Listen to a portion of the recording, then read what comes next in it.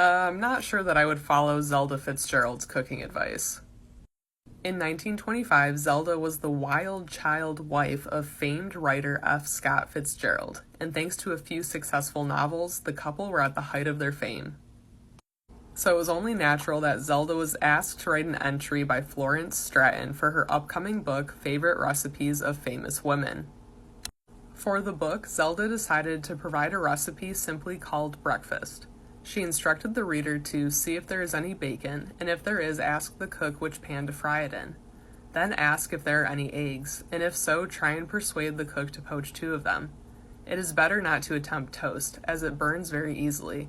Also, in the case of bacon, do not turn the fire too high, or you will have to get out of the house for a week. Serve preferably on china plates, though gold or wood will do if handy. As the recipe shows, Zelda was known for her wit and extravagant personality, but not her domestic skills. While living in a cottage in Westport, Connecticut shortly after their wedding, her husband Scott's clothes began to disappear. One day, while looking for his missing clothes, he opened a closet and found all of his dirty clothes piled high up to the ceiling. Zelda confessed that she didn't know what to do with dirty clothes, so she had just thrown them in the closet.